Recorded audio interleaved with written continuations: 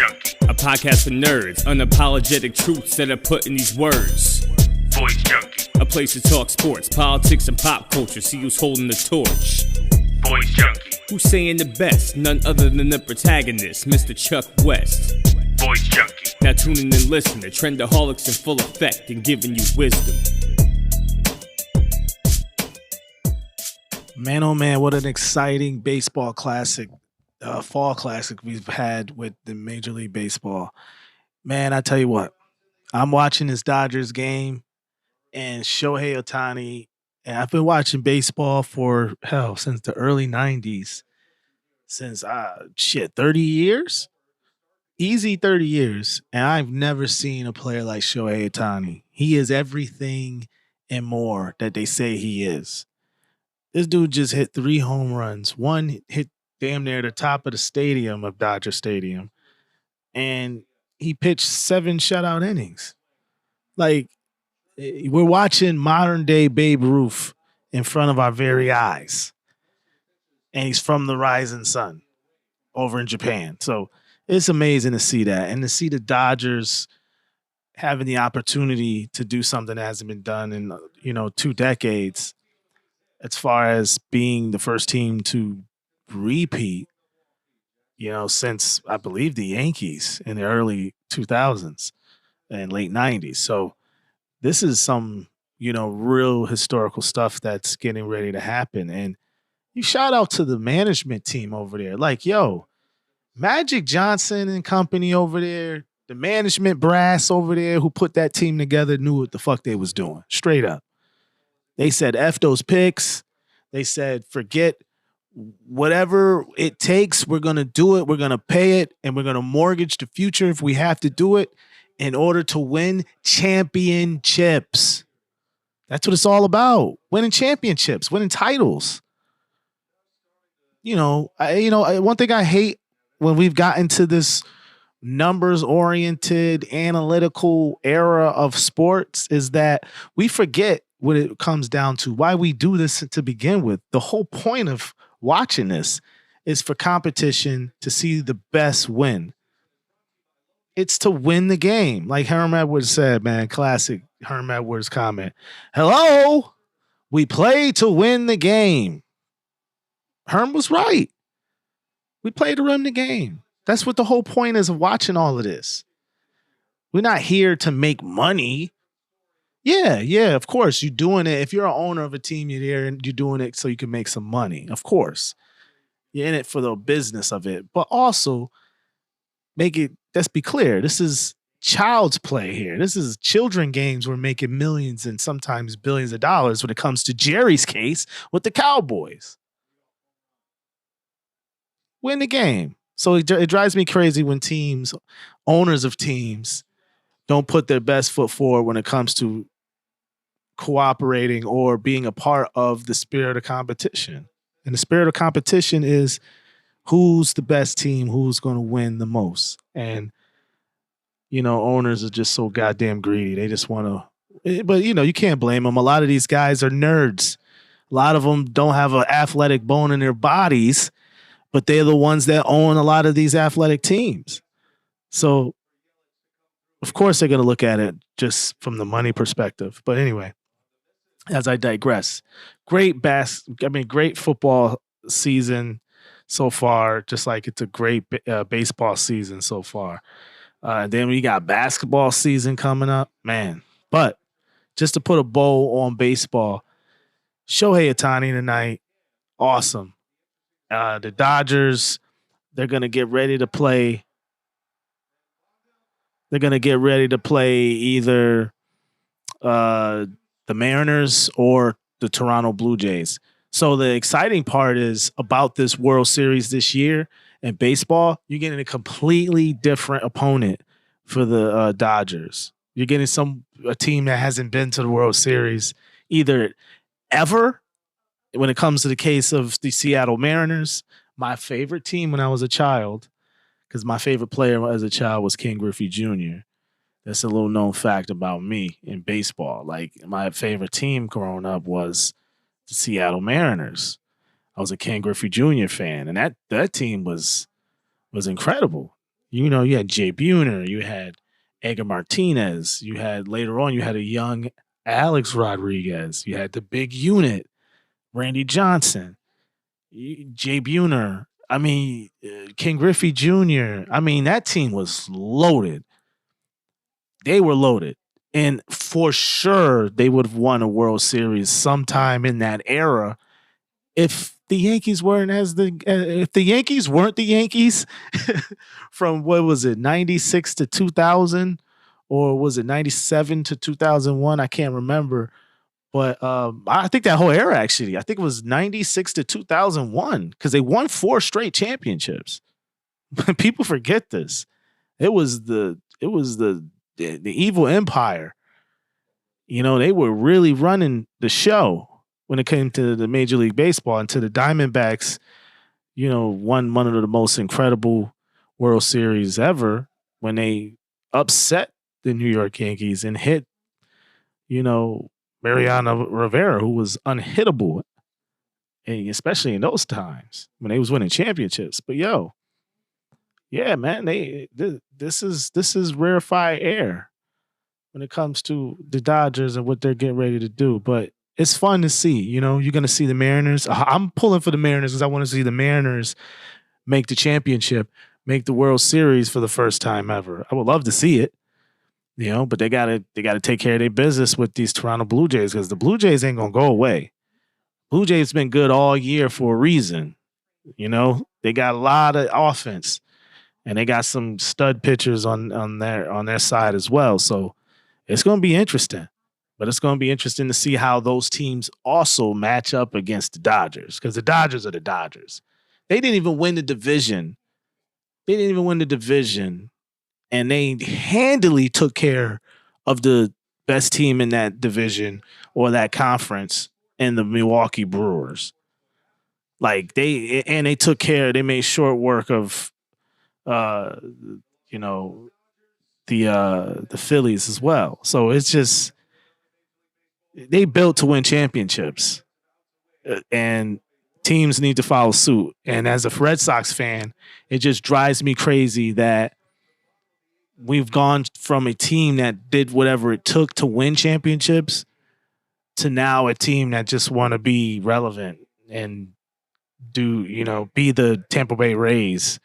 You can be the Tampa Bay Rays when it comes to being relevant, but you know what the Tampa Bay Rays aren't? Champions. They ain't won one goddamn chip. So all of that great drafting and all of this and that and spending this amount of money, $0, what it got them? No championships. So it doesn't matter at the end of the day unless you bring home that chip. Remember that. But yeah, great baseball season so far. I'm ecstatic about it.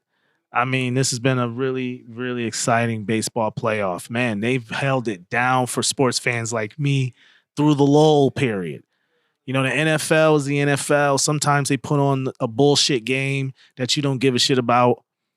So you got that problem. And then you got what? What else to watch?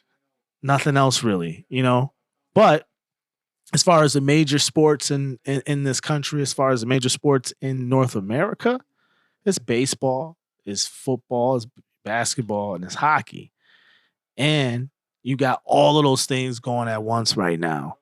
So as a sports fan, I'm in euphoric land right now. I'm in all euphoric. I'm just, in paradise, sports paradise, because it's always something to watch. And that's all as a sports fan, that's all you can ask for is to have something to watch, for God's sakes. Because, TV don't play a goddamn thing. And who cares about TV when you got a bunch of great competition on TV instead? So, I'm gearing up for basketball. That's what I really want to get. All of this is cool, man. Hockey came back. I watched a little bit of I think it was the Black Hawks the other day. Hey, that's not bad. It's cool and all, but I'd really, really like to see Steph, Giannis, Ant-Man, Wemby. I want to start seeing the real stars get out there and play, man. It's time to see who's going to be the champion. Can the OKC Thunder replicate what they did last year? Can they become 2-time champions, back to back. That has been done since, Steph and company. So I'm excited about the basketball season, man. You got NBC on Peacock. So you got you got that back. I mean, come on now. Old fans like me, older fans like myself, we grew up listening to that NBC sounds, man. Watching those old Knicks and Bulls games and all of those games on NBC that came on. And to see that come back is perfect nostalgia, dog. So I'm gearing up for that. I can't wait for that to come because there's a lot of questions to be answered for the regular season as it unfolds. You know what I mean? Like OKC is going to be OKC. They're going to be probably better than last year because they're a young team. They're really young. And a lot of those guys are in the beginning of their development. Jay Williams, Chet Holmgren. Like if Chet takes the next step, that team can be really dangerous because Chet is 7+ whatever, 7 feet whatever. And he hasn't even tapped into what he could really be yet. So that's scary. But you got Denver. Denver's still there, dog. Denver just added some people. They got some old players back and Bruce Brown. They got some other pieces they picked up through the draft. They got Valanciunas that they can put in the game to give Jokic a few minutes to breathe on the bench without everything falling apart. So they're going to be real interesting to see because, they pushed this year's champion OKC Thunder. They pushed them 7 games. 7 games. And they fell apart at the end. That's how they lost. Everyone was hurt. Aaron Gordon was playing on one leg, for God's sakes. And they still pushed them to 7. So could you imagine a healthy, more loaded Denver Nuggets team? Oh, that's going to be interesting. Denver and OKC collision course is going to be very interesting. And then you got Skinny Luka. Skinny Luka and the Los Angeles Lakers, what they going to do? Bron is going to be out for a little while. This is really the year of Luka Doncic and as far as him taking the reins away from LeBron and becoming the man of the team. Like that's what's going to happen. And then you got to pivot. There's so many storylines. I'm not doing this to try to be some type of TV personality or whatever. This is just off the dome. I don't have a script. I don't do fucking scripts. I talk off the dome. It's all off of the top. Because the storylines write themselves, man. There's a ton of stuff that's to look forward to in this next coming NBA season. I was just going to say the Dallas Mavericks. You got Goggle Brow, I call him, Anthony Davis, who's going to be wearing Oakleys for the rest of his career because of the retina surgery he had or whatever kind of surgery he had with his eyes, because of injury. And Cooper Flag. And that's going to be interesting, that dynamic. How is those guys going to mesh together? And are they going to be a true power in the Western Conference? You know what I'm saying? And then you got the Rockets. What's going to happen now? Their starting point guard, Fred VanVleet, he's out for the rest of the year. Blew his knee out. He didn't even get to preseason yet, and he blew his knee. That is the worst news you can hear when it comes to a team who is trying to be relevant as far as being a real contender for an NBA championship. Shit, man, it's hard to lose a guy like that. That dude got real spunk. He's got real good instincts when it comes to the big games. You can't teach that. You either got it or you don't. And only way you gain it is by being in those positions. And Fred VanVleet has been in plenty of those positions. Pause. Not to leave out the fact that he is a champion from the Toronto Raptors. So, KD can't do it all at this late stage in his career. So these young dogs is going to have to step it up. What is Reed Shepherd going to do off the bench? That is a question for the Rockets. And for us, the East is concerned, just keeping those storylines going. The Eastern Conference, yeah, man, there's a lot of stuff brewing there too. Giannis and the Bucks. They added some pieces. Giannis will come back healthy. The New York Knicks.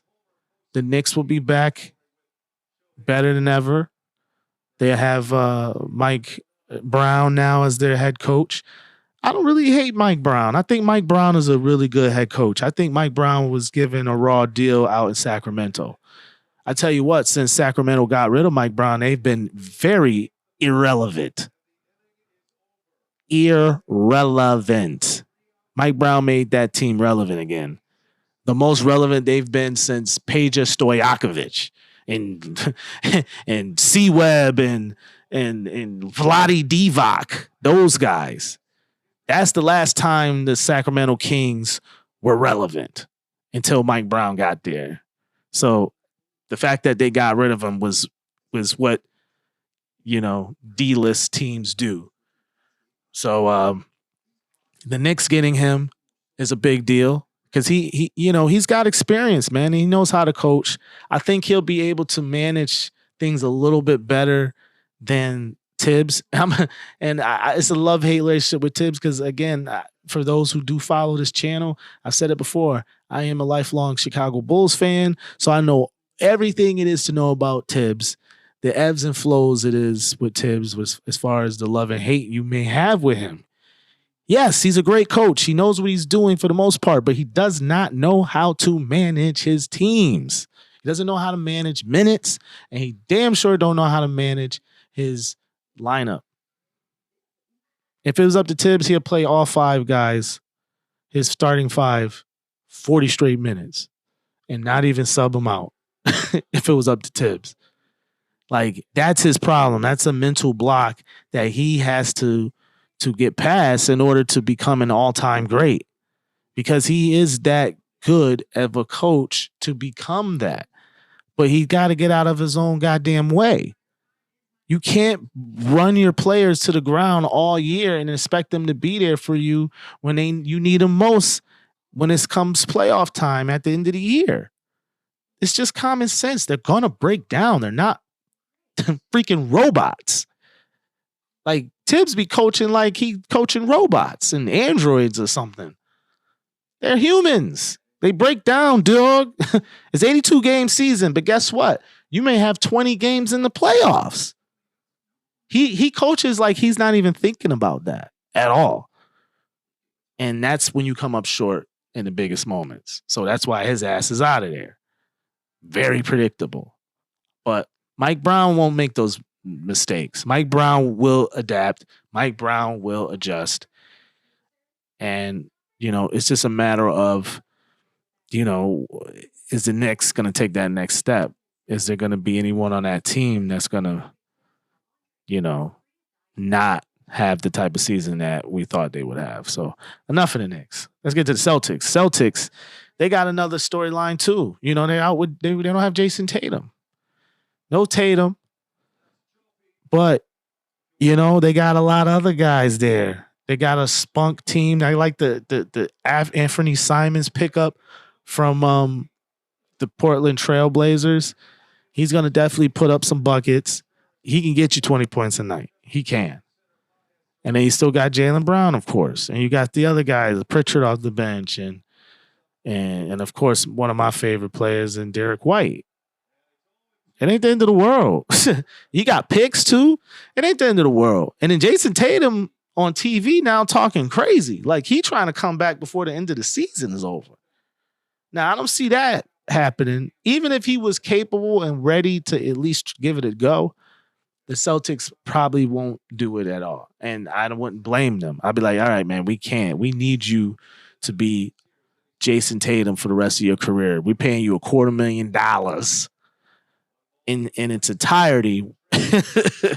We need you. And we need you beyond this season. So they may keep him, protect himself from himself.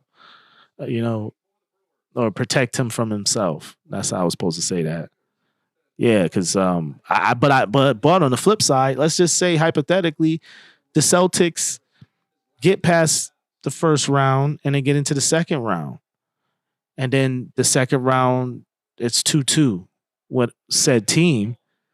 And now they're saying, oh, Jason Tatum might be able to give it a go. He might be able to be cleared for 20 minutes a game or whatever the case may be. Now shit changes drastically in that series. And then the next series, of course, because then his minutes restrictions would be, would obviously begin to dissipate. So this is just a no-brainer when it comes to the type of stuff that the Celtics could do if Tatum is in fact, in shape. Look at Zion, man. I got to talk about Zion, yo. Zion Williamson. I know everybody getting on him talking about he might be on the Zimpy pack.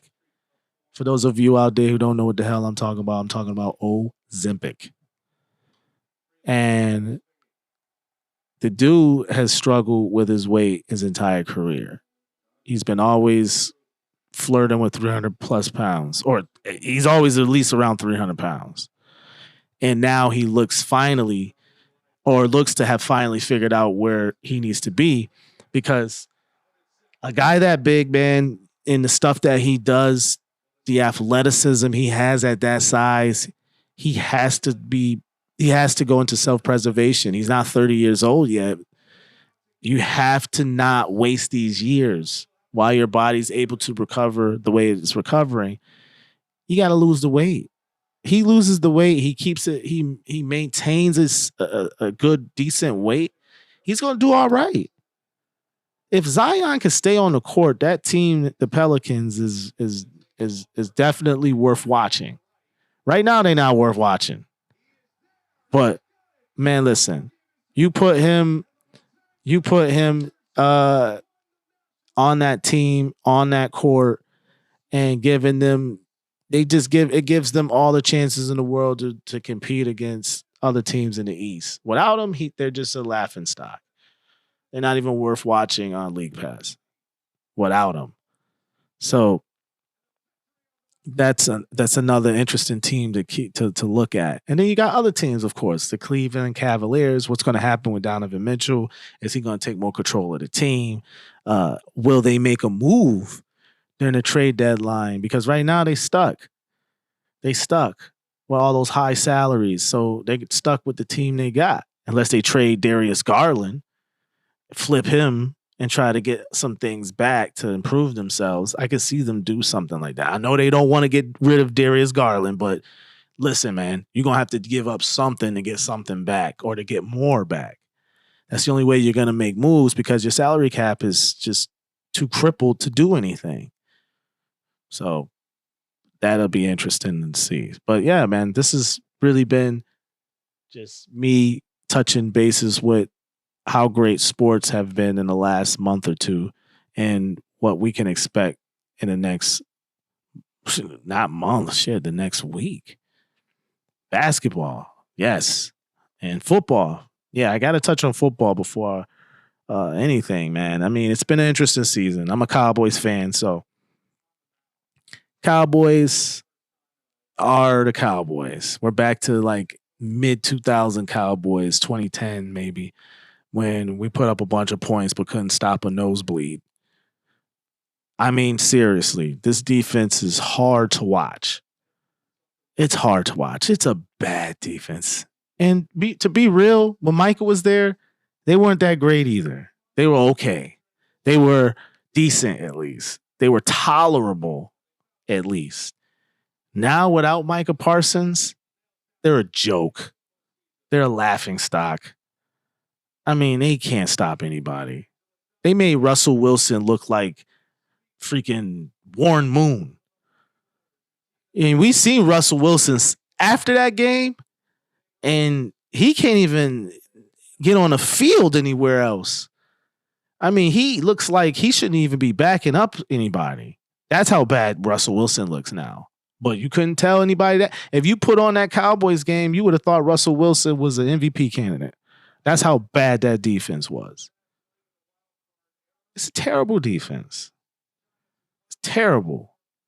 They made Bryce Young look like Cam Newton. I mean, for real. Like, they had a crazy stat. I can't remember off the top of my head exactly what it was because it was very specific as far as the numbers are concerned. But they had a statistic or something with Bryce Young where something to the lines of having, him not really performing all that well when it came to passes 20 yards and above. Oh, ho, ho, ho, ho. Not when the Cowboys came to town. That number didn't mean squat because that number improved once he played us. Dude couldn't pass the ball 20 plus yards, but once he plays the Cowboys, he lightened it up. That's how bad that team is. So, Dak Prescott is Tony Romo now, just putting up points and losing games. We can be either 8-9 or 9-8, or we can't even do that because we got a tie. So I don't even know what the hell the math is with that. What would that be? 8-1? So that we go instead of as Cowboys fans, we used to be an 8-8. Now we're going to be treated to the honor of being 8-1. Yay, Jerry. Jerry doesn't give a crap, man, as long as he keeps stuffing his pockets with the green that he's been accumulating in the past 30, 40 years. Dude just cares about money, and he's been he's been a legendary businessman / marketer. Legendary. The Pepsi deal, the merchandising deal for the Cowboys. I can go on and on and on of things that he went to war for when it came to stuffing his pockets. And he came out on the better side of a lot of those battles when it came to the NFL. They're the only team in the league that don't pay the NFL a nickel when it comes to merchandising dollars. They're the only team in the league who uses Pepsi while the league uses Coke. And the league can't do dick about it. That's because Jerry went to war and won. Now, when it comes to personnel decisions, when it comes to actual football stuff, this dude don't know jack. You know what? He don't know nothing. He's just an actor. He's a character. He's going on TV talking about, I know everything, and I'm in the scouting reports, and I'm helping pick the players. No, the hell you ain't, man. Will McClay is the mastermind behind all of this. If we didn't have Will McClay, this team would be like an expansion team. The saving grace of this team is Will McClay because he's the guy that's actually picking the players. Man, if we didn't draft well, I don't even know where this team would be if we didn't draft well. Because Jerry sucks when it comes to free agency, and he sucks when it comes to managing a team. So when it comes to the draft, he doesn't really get to muck that up because he has a competent person in charge. And the dude don't get nearly enough credit because Jerry wants to take credit for everything. So that's why the Cowboys are where they are. Now, I will say this. on the bright side, just being a fan of not just the Cowboys, but a fan of the way football is played and just a fan of football. Cowboys been real exciting to watch. The games ain't been boring. I'm at a point in my life, man, where I love a sport or whatnot. I'm not gonna watch a boring ass game just because I love football. I'm gonna watch and tolerate watching the Jets play the Dolphins or whatever. No. I'm gonna watch the cooking channel before I watch that shit. No. I need to be entertained. I need to see the best play. I need to see the teams where the owners care about winning and actually want to be champions, not just stuff their pockets. I want to watch those teams. The teams that try to get better, they get incrementally better. Because again, the end goal is to win championships. So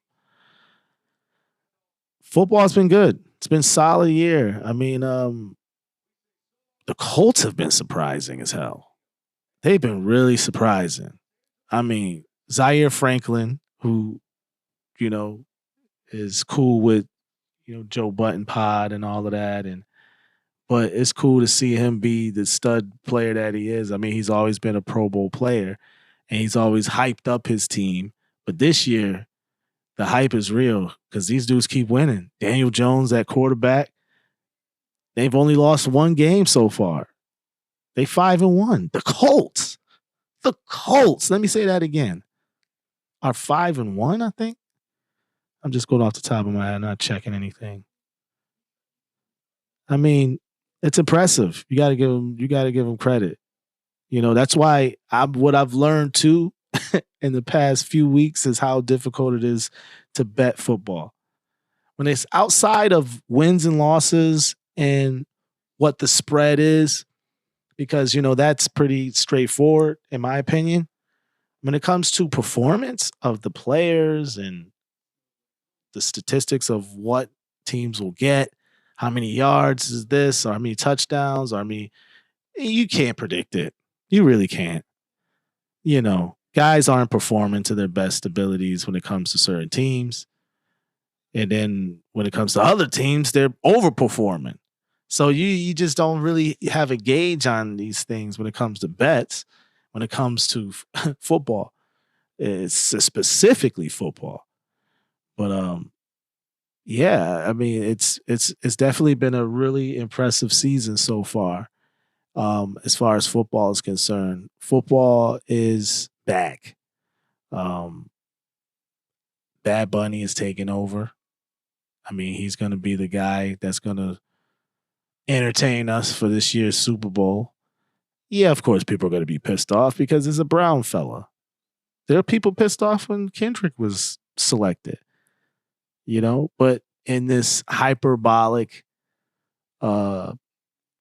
society that we live in right now, when it comes to Latinos, yeah, you're going to have that other side, the MAGA red hats, or the whatever you want to call them. They got so many different subgenres, so many different groups within MAGA. Those point is that side is unhappy. They unhappy with fun. Bad Bunny's fun. You ever seen a Bad Bunny concert, or you ever been around it, or you ever seen it on the internet or whatnot, whatever. If you ever seen it, it is nothing but fun. I mean, if you don't like chicks, if you don't like women, then you're not gonna like Bad Bunny, because all the women is gonna be at his show. That alone should make you a Bad Bunny fan. What are we talking about? Do you like beautiful women? Do you like looking at beautiful women? If so, then you should be a fan of Bad Bunny, because beautiful women love Bad Bunny, and rightfully so.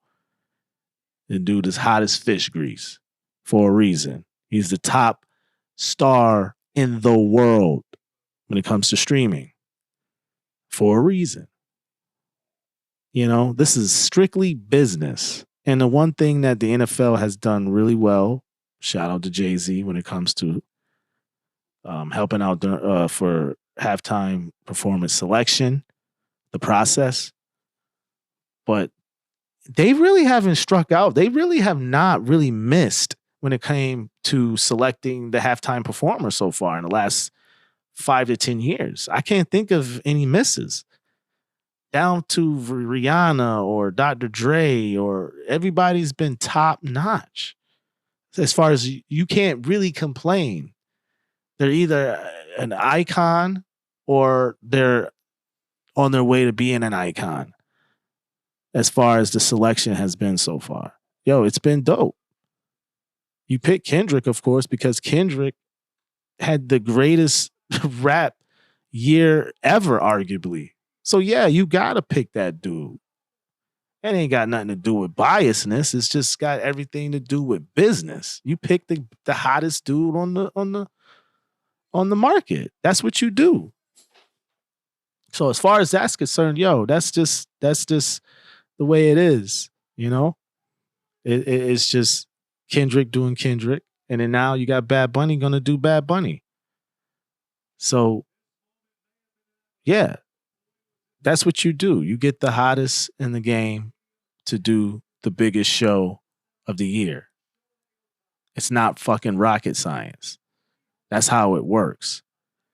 So put your personal feelings aside. Voice Junkie.